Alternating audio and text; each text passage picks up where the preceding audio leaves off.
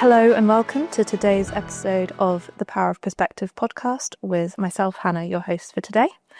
Today I'm joined in the studio by Chris Cook and Tim O'Neill, both from BAE Systems Digital Intelligence, to discuss gaining an advantage in the modern underwater battle space. So, Chris, you are currently the Digital Defence Business Development Director at BAE Systems Digital Intelligence. Would you be able to tell us a little bit more about both that particular role and the background that led you into it? Of course, yeah. Thanks, Hannah. So I joined Digital Intelligence about 2.5 years ago after a career in the Royal Navy of just over 30 years, which absolutely evaporated. I can't believe how quickly the time's gone. And I joined BAE Systems Digital Intelligence directly from the Navy, joining the Defence Business Unit and then moving into business development at the beginning of this year. And probably since quite early on in my time in digital intelligence, I have been part of the main effort looking at subsea intelligence, the underwater battle space, and critical undersea infrastructure protection. It's a fantastic piece of work to engage in. And what kind of stuff did you do in the Navy? So in the Navy, I was primarily a weapon engineer, specialising in information systems, mainly capability acquisition. I think the first time I got involved, it was called automated data processing, which is a bit of an antiquated term. These days it's C5ISR, but generally speaking, it was C5ISR is... Good point. So that's command and control, computers, communications, and cyber with intelligence, surveillance, and reconnaissance. So lots of abbreviations all rolled into one soundbite. Okay. Right. And Tim, you're the campaign lead for Subsea Intelligence. So can you tell us what that means? Yeah, sure. So just following on from what Chris said there, really, that Digital Intelligence sort of did a look across their capability portfolio probably about 18 months ago and just recognised that there was a real opportunity to bring to bear existing skills and people and resource into some of the challenges specific to subsea around data and around intelligence gathering. And really, so they set up this franchise to go after some of those opportunities, and yeah, hopefully try and coordinate some of the effort to win some business in this space. Okay. And what was your background to end up in this kind of role? Because it's all very specific. So I was also in the Navy. I spent just over 15 years in the Navy as a warfare officer and specialised in mine warfare, mine clearance diving. So did that for about half of my career, and then spent the rest of the time as a principal warfare officer dealing with anti-submarine warfare, anti-surface warfare and anti-air warfare. And then when I left, I've had about 10 years in the defence industry, all in BD, but working across... BD is business development. Business development, yes, sorry. I'm working across the underwater battle space as a whole, but also autonomous platforms as well. I see. Did you ever work together? No. We did. Yeah. Yes. We probably did, we just can't remember. Yeah. Oh, right. Okay, so today we're going to be talking about the modern subsea domain. So to get us started, can you summarise what that actually means? Chris? Well, thank you.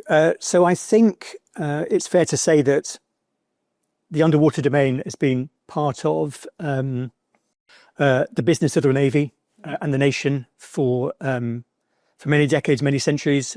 Submarine warfare has been a thing for a long time, but despite the fact that the first transatlantic cable was completed in 1858, most of the period between then and now, the subsea area has just been unreachable. Whereas now it is within reach of assets, various types, under the water. And we, as a nation, rely on our undersea infrastructure either for communications, for power, for oil and gas. Certainly, there are all sorts of statistics you could read, but I think that the most common one is 99% of internet traffic passes through undersea communications cables as it leaves and enters the UK. And there is this myth that the world is wireless, but actually that is utterly incorrect. The wireless bit is the last meter or two. Actually, the world is entirely cabled. And for an island nation like us, that means we rely on our undersea infrastructure. I hadn't thought of it in that context, so thank you for that. So, Tim, is there anything you'd like to add? Yeah, I think that undersea warfare was about in the defence terms, was about trying to exercise sea control, being able to get our warships where we want them to be, when we want them to be. And now it's so much more than that because of the recognition of the vital role of critical national infrastructure plays, opening up of the Arctic regions, resource, so oil and gas deposits that are becoming more accessible now, all of which accessed going through the undersea domain.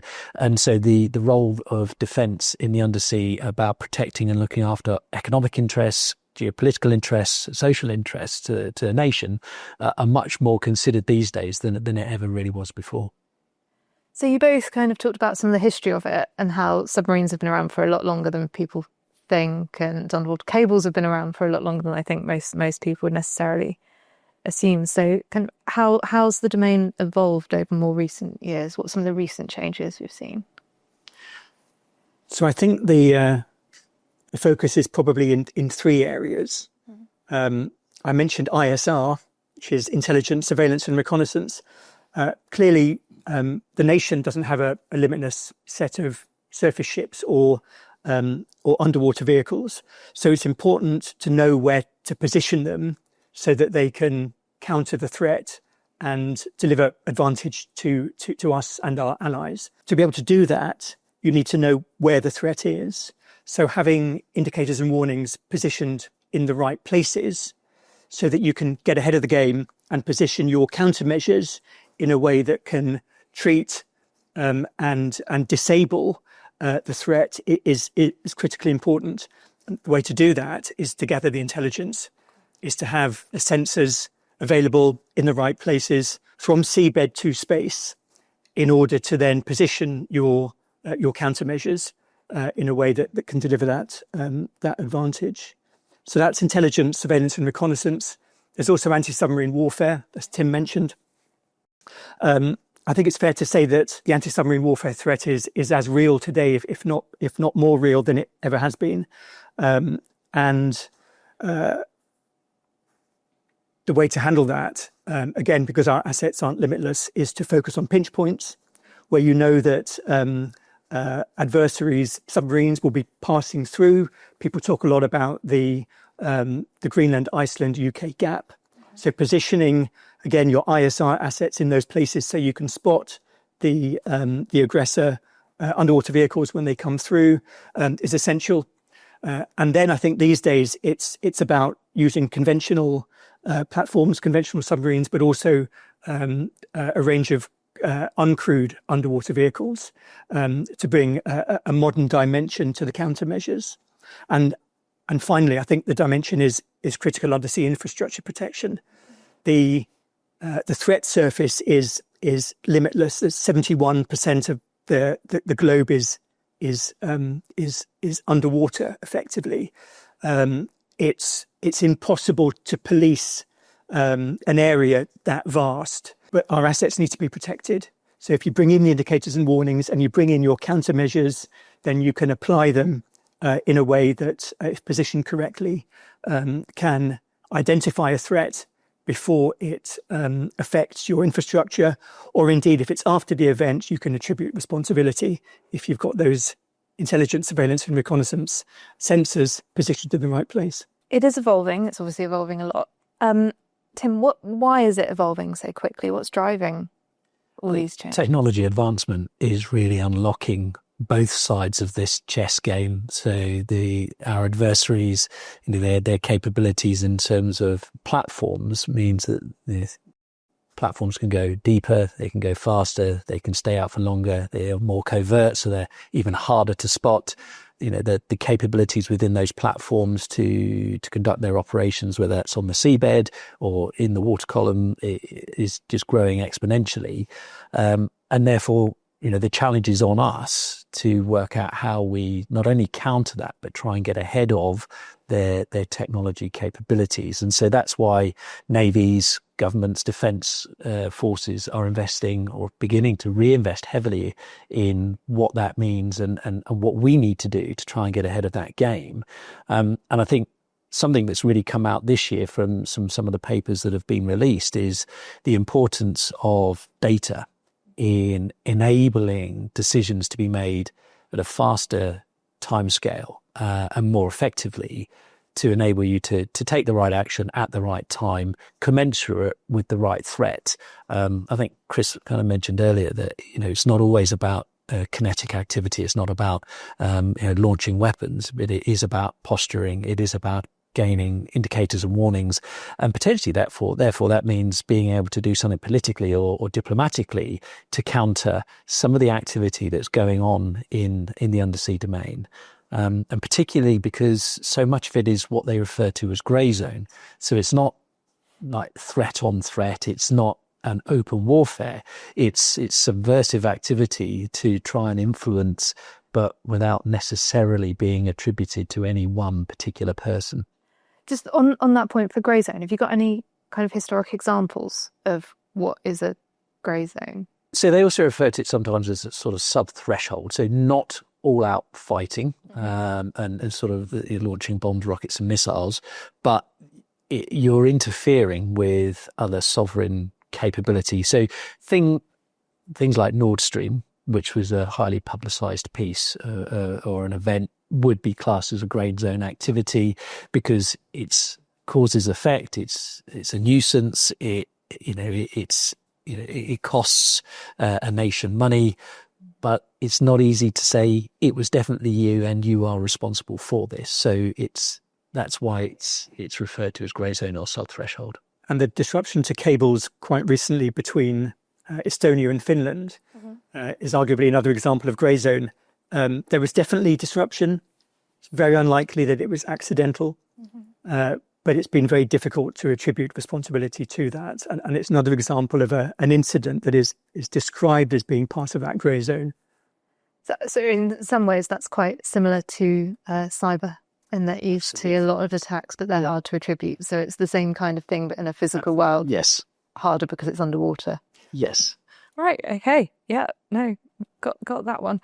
So how are today's governments and militaries approaching the domain? Are they facing challenges? Are they trying to gain underwater advantage? It's absolutely a challenge, and I think it's a recognition and a need of a change of mindset for how, and given our background, how the Navy operated previously. With it's very much about hardware and weaponry and personnel, to putting a focus on intelligence and data and detection as much as anything else, and more so than ever before.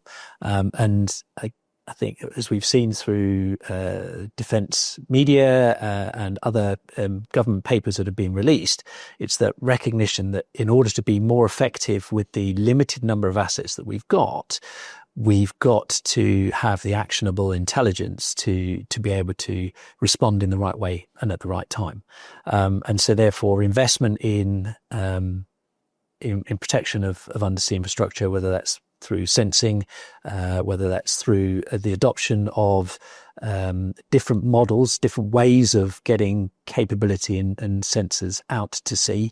And we can come into an example of that in a minute. But they are now becoming more important to defence in order to be able to fill a bit of a sort of data gap that they've got, which then lead on to them being able to make the right decision. So what is being explored at the moment, an example of this, is using commercially owned, commercially operated platforms and sensors to do that data gathering, bring that data back to the Navy. The Navy can do the analytics and the processing of that, and then make a decision on, right, okay, well, based on what we see now, do we deploy our frigate or an aircraft to go and do further investigation? So there's a much greater use of a wider range of assets to try and, say, fulfill the information need to improve decision making.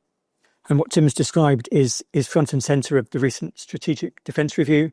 The Navy call it digitalisation of the North Atlantic. It's a different approach to anti-submarine warfare and using data as a weapon effectively, gathering the intelligence in a way that is brand new and modern. It's great to see that demand signal coming out of government and also being placed on industry.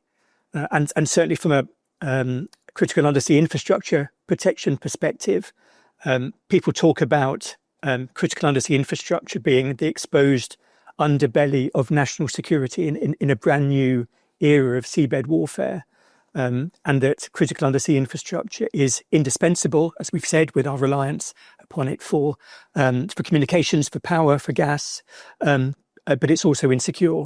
So critical undersea infrastructure, indispensable, insecure. So it's really a crossing point between defence, national security and industry. Yeah. All three have got to come together. Absolutely. And that's how I think we will be quicker and more efficient at getting the right protections in place and establishing the right ways of working to counter the threat and to get ahead of it. For example, the adoption of commercial capabilities more so in defence is something that's growing in frequency now as a recognition that commercial companies, oil and gas companies, have been operating at sea and in the subsea domain for decades themselves. So why defence would think that they're the only people that can operate out there is wrong. And there's a recognition now that actually there is capability and skills and knowledge that can be leveraged from industry and commercial industry that can be brought to bear and help increase the pace of change and the pace of technology development. And have we seen that happen? Have we got any examples? Yeah, so we do. Only this summer, we conducted an at-sea trial with a partner, a commercial partner, in a way that a company like BAE Systems hasn't done before, nor actually has the commercial market engaged in this way. So very much responding to the demand signal from the Navy and from government that was outlined in the Strategic Defence Review. We partnered with an organisation called Ocean Infinity, and we conducted a subsea acoustic data gathering exercise whereby we gathered using a range of underwater sensors information about the seabed, and then we transmitted that over secure data links to our Maritime Integration Support Centre in Portsmouth. And then we fused all the different data sources together to generate a visual picture so that defence analysts could understand and generate insights for the various data sources that were developed. And then based on the insights that we gleaned from that, we retasked the at-sea platform in order to undertake a secondary mission that detected a subsea object of interest, which for the exercise purpose was an object of threat that we needed to deploy countermeasures against. Mm-hmm. So platform in this case is ship or submarine or something like that. Just checking because absolutely this platform as is that. And you were talking about data sources. What kind of data sources do you generate?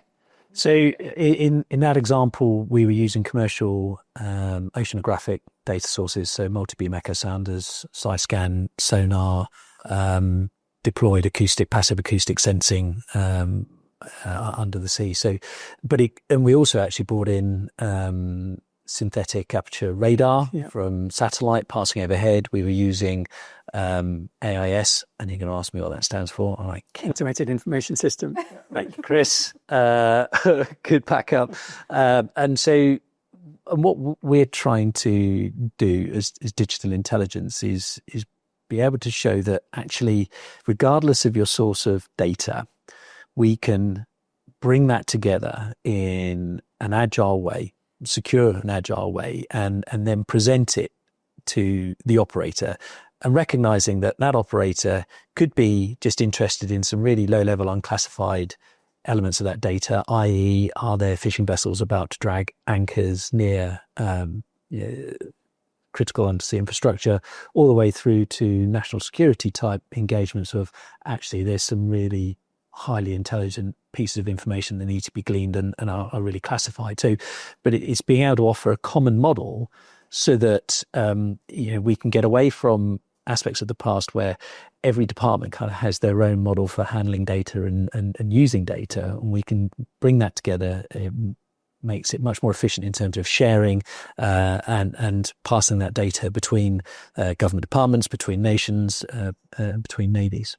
So it sounds like enhancing the data sharing within government would be a big part of making all of this work and securing the subsea. I think so. I think traditionally lots of this activity has been stovepiped for security reasons, for data classification reasons. So you can understand it to a degree, but given that actually this is becoming much more of a pan-government endeavour, the protection of critical national infrastructure, given that it's not just defence, it's not just communications, it's not just energy. So it's pan-government. So being able to bring in systems and architectures that enable all of the different interested stakeholders to be able to access it in the way that they need to, without having a different software solution for each one, has got to drive efficiency and an ease of response and a commonality about what people see, rather than there being a dozen versions of the truth. It's just one. And then similarly, the same sort of model can apply across nations, and clearly we're involved with NATO, so there are NATO activities going on at the moment as to how to set up a common data architecture. The UK are leaning into that, but at the same time, we're trying to protect our own sovereign interests in what this means. So there's always going to be nuance about how we play together with other countries and other navies. But if we're all gathering information that can be turned into intelligence, then the more that we can share, then again, the greater the decision-making capability that we should be able to have. And Tim's right about the sort of congested and complex stakeholder map around this subject. And if you look at that stakeholder map, you've got the UK Hydrographic Office, you've got the Home Office, you've got the Border Force, you've got the Ministry of Defence, a whole range of independent stakeholders who are inclined to solve the problem themselves. But if a solution that shares data means that government only has to pay once, and that data is shareable, and the insights therefore are open to everyone, then that's a solution that certainly, again, the strategic defence review describes as something that would respond in as much as it can break down those barriers really between government departments and stakeholders that definitely exist at the moment. And when they've kind of talked about architecture and barriers, and it seems like the solution in itself would require quite a lot of infrastructure if you're talking about subsea to space. That's a lot of data. It is, and I think there are moves afoot to be looking at to sort of reinvest in existing infrastructure and then also acquire more. And as we said earlier, that's not necessarily about defence ownership, about acquiring access to the infrastructure. So obviously, us in digital intelligence are playing our part in that through the in-space programme and the Zela going up. The wider BAE have obviously the traditional defence platforms, also investing in autonomous solutions that can all be put to bear. And that's all the hardware, which is great. But the thing that will enable all of those individual elements to actually play an effective role is when we connect them and when we are able to link those nodes in a meaningful way and gather the information that they're producing and detecting. So as much as they are absolutely critical parts of the infrastructure, if we can't network them and we can't bring all of the data together in a coherent way, in a time-sensitive way where necessary, then we're only doing half the job. So that really is a critical element to making sense of what we're trying to do. And there's a fantastic quote that I heard from an ex-Navy colleague, exactly what Tim says about the importance of connecting our assets together. Pretty much everything is potentially an intelligence gathering asset these days. And And it's fine on the surface where you can use wireless and wired technologies, but in the underwater environment, it's far more challenging. And the quote is, we're trying to build an internet of things underwater. We have lots of things, but we've got no internet. So technologies around uncrewed underwater vehicles are relatively advanced. The ability to connect them in a mesh network way so that the intelligence that they gather can be shared. We talk about the need to connect sensors to deciders to effectors. Those effectors don't necessarily need to be, as Tim said, weaponized. The importance of that network is absolutely critical. And inside BAE Systems Digital Intelligence, we have a solution that modifies the internet protocol to respond to the vagaries of the underwater network and allow large volumes of data to be shared underwater and ashore in a properly 21st century digital fashion. Very impressive. So, and what would be the next steps from a government perspective? What do we think they need to do next to keep up with all of this change? Good question.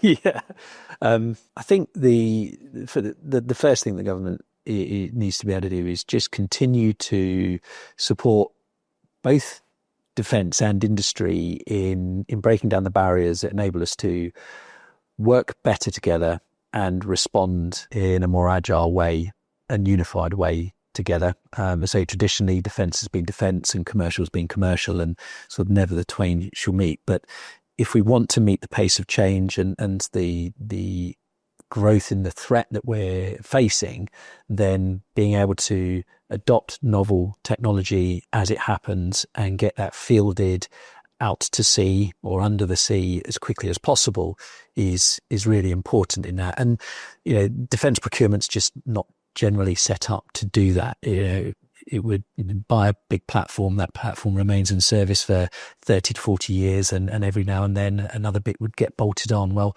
particularly when in the data and digital world, actually advancements happen all the time, and it's the ability to get that A, spotted, and then B, procured and injected and integrated into the force structure really quickly will help government, help defence remain ahead of the threats and the challenges that they face. So there's certainly some activity to be done there to enable just a better ways of working between us all, so that we can bring our strengths to bear. And sometimes that will be procuring commercial capabilities straight off the shelf. Sometimes those commercial capabilities need companies like BAE to add some military layers to it, whether that be cybersecurity, additional resilience, redundancy, and then get it brought to bear within defence. So, I think this is incumbent on all of us to be able to adapt the ways that we're operating so that we can respond quicker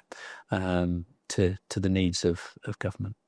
And I think, so last year the MOD issued its autonomy strategy, which is a great demand signal. Industry is definitely responding to that. So keeping the impetus behind that in order to push technology forward. Crewed underwater platforms, vehicles are expensive. Technology can now provide a different way of solving the underwater problem. So continuing to invest in uncrewed underwater vehicles, and certainly the national and the international trials and exercise program is definitely configuring itself towards that. And there's a fantastic 6-letter abbreviation called REPMUS, which you'll love, Hannah, which stands for Robotic Experimentation and Prototyping Using Maritime Uncrewed Systems. And that's a NATO-supported, Portugal-led series of exercises every September. And that probably for about the last 10 years has been almost entirely focused on uncrewed underwater vehicles. So having the UK government support that direction of travel with its autonomy strategy, and with companies like our own BAE Systems and Digital Intelligence responding to that is really good to see. Great. Thank you both so much for chatting today. That's been really interesting. If I could just ask kind of one final question, which is if you had to pick your top 3 points from our discussion today for our listeners to take away, what would they be? Chris, do you want to go first? So I think it is that we're trying to build an Internet of Things underwater. We've got lots of things, but no internet. Continuing to invest and to scale up our underwater connectivity solution is absolutely the missing part of that jigsaw at the moment. And we're in a position to put that puzzle piece in the jigsaw. So I think that would be my go for top point. Yes. I think for mine, it's that absolute recognition that data needs to be treated as a strategic asset, not just as a byproduct of other things going on, and that the organization that can respond to technology, adopt technology, particularly around data transmission and networking the fastest, is going to be the most successful. I think that really they're my big takeaways from this. Great. Okay. So, yeah, thank you very much, Chris and Tim, for taking us on that deep dive into the undersea domain and the evolving world of the underwater battle space. If you have any questions on this topic or are looking to hear any more about anything else about another particular topic featured on the podcast, please do email into the show on poppodcast@basystems.com.